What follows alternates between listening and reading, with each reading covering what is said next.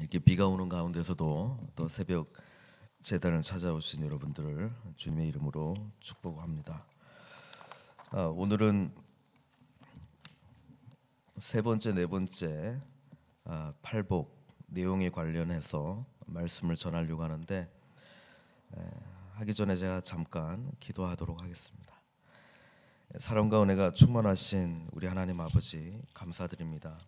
주님의 놀라운 은혜로 오늘 저희들 주님의 말씀을 또 새 첫 주간부터 이렇게 받기를 소망합니다. 오늘 특별히 찬양한 우리 코이노니아 목장 또 코람데오 목장 축복하여 주시고 각 가정들 기도의 제목들 우리 선하신 하나님께서 잘 알고 계시오니 올 한 해 동안에 아버지 하나님 뜻대로 방법대로 응답하여 주시옵소서. 이 새벽 제단을 찾은 모든 성도님들 주님 앞에 간구하며 나갈 때 우리 하나님 응답하여 주십시오. 만나 주십시오. 팔복의 은혜를 허락하여 주시옵소서. 오늘도 주의 거룩한 성령께서 함께하여 주실 줄 믿고 예수님의 귀하신 이름으로 기도드리옵나이다. 우리 팔복 심령이 가난한 자는부터 해서 우리 의에 줄이고 목마른 자는 한번 암송 한번 해봤으면 좋겠습니다. 같이 한번 해보겠습니다. 심령이 가난한 자는 복이 있나니 천국이 그들의 것이며 애통하는 자는 복이 있나니 갑자기 생각이 안 나. 복이 있나니 땅을 기업으로 받을 것이며 의에 줄이고 목마른 자는 복이 있나니 그들이 배부를 것이며. 심령이 가난한 자는 하나님을 전적으로 의지하는 자라 그렇게 말씀드렸습니다. 또 애통하는 자에게 복이 있다 말씀드렸는데 여기서 말하는 애통함이라고 하는 것은 상황이 힘들어가지고 주님 찾은 것도 은혜지만 더 나아가 특별히 죄에 대해서 애통하는 것을 말하고 있습니다. 이 두 가지를 하지 않으면 하나님 나라에 우리가 첫 발을 내어 디딜 수가 없고 하나님께서 주시고자 하는 은혜를 우리가 경험할 수가 없습니다. 그래서 하나님을 전적으로 의지하게 된 자, 또 이 죄된 부분에 대해서 철저하게 하나님 앞에 회개한 자, 하나님 앞에 이 죄에 대해서 계속적으로 애통하는 자, 지금 현재 공동체 내 개인적으로 교회적으로 여러 가지 영역 속에서 보여지는 하나님 나라다운 일들이 되어 있지 않는 것에 대한 애통함, 그것을 자꾸 애통하면서 나아갈 때에 우리 성령님께서 주시는 위로가 가득하게 된다는 것이에요. 그래서 오늘 세 번째 온유한 자로 자연스럽게 넘어가게 돼 있어요. 사실 이 온유라고 하는 게 그냥 성품이 좀 착해 보인다 하고는 상관이 없는 단어입니다. 저 사람 참 온유해라고 하는 게 저 사람 그냥 매사에 그냥 둥글둥글하게 그냥 착하고 이런 거하고는 크게 그렇게 상관이 없어요. 왜냐하면 구약 성경에서 제일 하나님이 보시기에 온유한 자가 민수기 12장 3절에 보니까 누구로 기록이 되어 있습니까? 모세입니다. 모세가 성품이 이렇게 둥글둥글하고 그런 사람이냐? 그런 것 같지 않습니다. 모세는 하나님의 말씀을 칼같이 지켰던 사람이고요. 율법대로 되지 않는 것, 나중에 민수기 시작하기 보면은 그냥 백성들을 향해서 똑바로 왜 하지 않았느냐 하는 그런 의분을 가지고 있었던 사람이거든요. 그러니까 이 온유라고 하는 것은 뭐냐? 다른 것이 아니라 자신이 가지고 있는 능력을 힘이 있는데 그것을 제어하는 겁니다. 이 원래의 뜻이 그렇습니다. 그래서 마치 야생마를 이렇게 길들이는 것처럼, 그러니까 길들여진 자라고 하는 게 더 적절한 표현이에요. 우리는 우리의 능력으로, 우리의 힘으로, 우리의 의로 살려고 하는 것이 하나님을 전적으로 의지하고 또 철저하게 애통함으로 말미암아 뭐예요? 이제 하나님의 사람으로 제어되어 나가는 거거든요. 붙들림 받은 거거든요. 그러니까 우리가 함부로 뭐예요? 우리의 힘을 나타내지 않습니다. 그리고 하나님의 뜻을 순종하고자 길들여져가는 그런 삶, 그 삶을 살아가는 자가 진정한 온유한 자라고 하는 거예요. 여러분, 구약 성경에서는 모세가 사실은 많은 능력이 있었잖아요. 그러나 그것을 마음대로 하지 않았어요. 예, 철저히 하나님께서 길들여 주시는 그 인도하시는 방법 속에서 온전히 그 능력들을 행했다라고 하는 것입니다. 그래서 온유한 자라고 하는 그런 표현이 있고요. 우리 주님께서, 우리가 주님을 닮아가는 삶을 살지 않습니까? 우리 주님께서도 온유하셨습니다. 마태복음 11장 28절 29절에 보면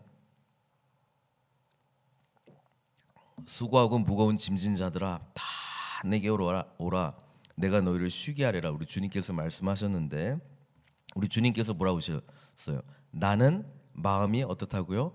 온유하다라고요. 우리 주님께서 온유하다라고 하는 게 무슨 의미냐면 하늘의 모든 권능을 가지고 계신 분이에요. 그러나 아버지의 뜻대로 온전히 순종하고자 그거를 마음대로 우리 주님께서 원하시는 대로 하시지 않고 늘 하나님 아버지께 순종하는 모습으로 그 힘과 권능을 사용하셨다는 거예요. 그런 차원에서의 온유입니다. 또 그 옆에 나오는 단어 겸손입니다. 우리 주님이 할 일이 없어서 이 땅 가운데 가장 낮고 낮은 모습으로 오셨습니까? 우리 주님이 능력이 없어서 그 십자가로 막 그냥 침 뱉고 막 때리고 할 때 그냥 가만히 계셨습니까? 아닙니다. 우리 주님께서는 철저하게 우리의 죄를 대신하며 우리의 이 죄에 대한 심판의 그런 의미들을 철저히 받으시기 위해서 그걸 친히 담당하셨다라고 하는 거예요. 그런 차원에서 자신이 가지고 있는 능력을 마음껏 하지 마 이렇게 막 하는 게 아니고요. 하나님의 뜻이 뭔지를 분별하고 거기에 자기의 삶을 길들여 나가는 거죠. 그게 뭐예요? 순종이라고 하는 거예요. 그게 겸손과 온유로 나타나는 거지. 뭐 아유 하십시오 하면 아유 괜찮습니다. 저는 뭘요? 유교적인 겸손 이거하고는 차원이 틀린 이야기를 하는 거예요. 그냥 성품이 저 사람 참 온유한 사람 이거하고는 차원이 다른 이야기를 하는 거예요. 그거를 향해서 하나님께서 우리를 나가라고 하는 거예요. 그 복이 뭐예요? 예, 세 번째 팔복의 내용이고 이것은 철저하게 심령이 가난한 자, 하나님을 전적으로 의지하는 자, 또 뭐예요? 이 죄에 대해서 철저하게 애통하는 자에게 나타나는 뭐예요? 성령의 열매인 것입니다. 이 세 번째 팔복 내용 중에 여러분 우리 성령의 열매 중에 9가지가 있잖아요. 예, 갈라디아서 5장 22절 23절 보면은 오직 성령의 열매는 사랑, 희락, 화평, 오래 참음, 자비, 양선, 충성, 그다음에 뭐가 나오는 거예요? 온유하고 절제가 옆에 같이 나와 있습니다. 왜? 길들여진 게 온유함이거든요. 길들여질 수 있는 능력, 셀프 컨트롤, 하나님의 컨트롤을 의지하는 자가 절제거든요. 예, 그게 같이 가는 거예요. 예, 그런 성령의 열매가 나타날 수 있고 두 번째 팔복에서 애통하는 자에게 복이 있나니 그들이 위로를 받을 것이다라고 했을 때 참된 위로자로 그때 오시는 분이 누구라고 말씀드렸어요? 성령님이라고 말씀드렸습니다. 그러니까 성령의 열매가 세 번째 복부터는 뭐예요? 나타나기 시작하는 거예요. 근데 이 팔복 중에서는 세 번째 온유한 것에 대한 강조를 합니다. 왜? 하나님 나라를 유업으로 받을 수 있기 때문에 그렇습니다. 하나님의 나라는 결국은 뭐예요? 내 자신을 죽이고 내 뜻을 관철하는 것이 아니고 철저히 자기를 부인하고 하나님의 뜻대로 순종하는 거거든요. 그러니까 천국이 임하는 것과 유사한 단어인 땅을 기업으로 받을 거라는 거예요. 이 땅 가운데에 하나님의 통치가 이루어지는 그 나라를 우리가 받게 된다라고 하는 것입니다. 그것이 얼마나 놀라운 은혜입니까? 그런데 이 말이 지금 세 번째 복이 결코 새로운 이야기가 아니에요. 이미 시편에서 다윗이 이거를 노래했어요. 시편 37편 9절에서 11절 보면은 이렇게 나와 있습니다. 진실로 악을 행하는 자들은 끊어질 것이나 여호와를 소망하는 자, 온전히 여호와를 온전히 소망하는 자는 뭘 차지한다고요? 땅을 차지하리로다. 다윗이 가지고 있었던 귀한 고백이 뭐냐면 왕으로 기름 부음을 받았잖아요. 그런데 젊은 시절 대부분의 삶을 왕국 없이 살았어요. 사울에게 쫓겨다니면서 살았잖아요. 그런데 하나님을 소망했단 말이에요. 그래서 실제로는 왕국은 없었는데 뭐예요? 왕국을 하나님께서 이미 주셨잖아요. 그게 다윗의 그 사울에게 쫓겨가는 삶, 그러니까 아직 이루어지지는 않았습니다. 그 이루어진 것 자체가 다윗 인생의 시작이라기보다는요, 오히려 없는 상황에서 가난해지고 연약해지고 애통하고 그러면서 마음이 온유하게 된 자. 제가 어찌 이것을 감히 받을 자입니까? 주님께서 어찌 나를 이렇게 귀하게 여기십니까? 이런 마음이 있을 때에 하나님께서 왕국을 허락해 주었듯이 우리에게도 진정한 하나님께서 주시는 이 기업, 하나님 나라의 영역은 온유할 때 가능해진다라고 하는 것입니다. 근데 이 온유함은 성령의 열매라고 생각하셔야 되고, 이 성령의 열매는 철저하게 죄를 하나님 앞에 자복하지 않으면 받을 수가 없는 것이고요. 그 다음에 가난한 심령, 전적으로 하나님을 의지하지 않고서는 받을 수 없다라고 하는 거예요. 그러니까 이 온유함을 인간적인 노력으로 내가 성품화시킬 수 있다라고 하는 거를 생각하시면 안 되고, 전적으로 하나님께 가까이 가는 자, 시편 고백처럼 여호와를 소망할 때, 온전히 여호와를 의지할 때만 가능하다는 거예요. 그러니까 보니까 잠시 후에는 악인이 없어지리니, 그렇죠?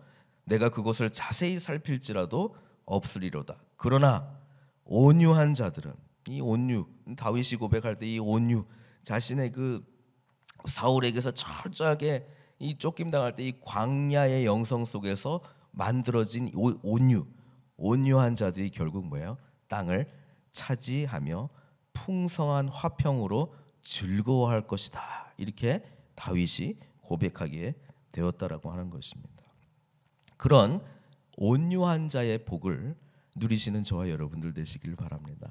우리 하나님의 땅의 유업, 결국은 하나님 나라, 그것을 우리가 올 한 해 동안에 깊이 경험해 나가시기를 바랍니다. 네 번째 팔복의 내용이 뭐냐면 의에 줄이고 목마른 자는 복이 있나니 그들이 배부를 것이며, 이렇게 지금 기록하고 있습니다. 여러분, 인간은 먹지 않으면, 마시지 않으면 살아갈 수 없는 존재죠. 살아갈 수 없는 존재입니다. 그래서 먹고 마시는 것 가지고 우리 하나님께서 많은 훈련을 하셨어요. 많은 훈련을 하셨어요. 특별히 출애굽 이후에 광야에서 먹고 마시는 것 가지고 하나님이 훈련을 많이 하셨습니다. 그 훈련의 1차적인 내용이 뭡니까?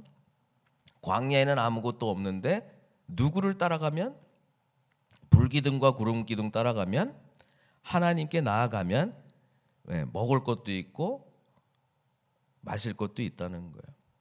결국 생명의 근원은 누구에게서 나온다는 거예요? 하나님께 있다는 것을 말씀해주고 있었다라고 하는 것입니다. 누가복음, 가난한 심령이 가난한 것하고 똑같은 표현으로요.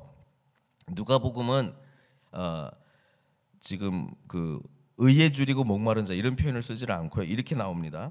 누가복음 6장 21절에 보면은 지금 줄인 자는 복이 있나니, 이렇게 나옵니다. 지금 줄인 자는 복이 있나니, 지금 배고파하는 자는 복이 있다, 이렇게 말합니다. 왜? 너희가 배부름을 얻을 것이미요. 지금 배불러질 거기 때문에. 그러니까 실제로 예수님 주변에 배고파하는 사람들이 많이 있었습니다. 가난한 사람들이 많이 있습니다. 그 사람들한테 하나님의 나라의 백성의 자격이 다 주어졌다는 거예요. 결국 율법에 저주받은 인생이 아니라는 거예요. 그런데 마태복음은 영적 차원의 이야기를 합니다. 그냥 배불러지는 게 다가 아니라는 거예요. 왜냐하면 우리 주님께서 사복음서 모든 복음서에 기록된 유일한 기적이 뭡니까?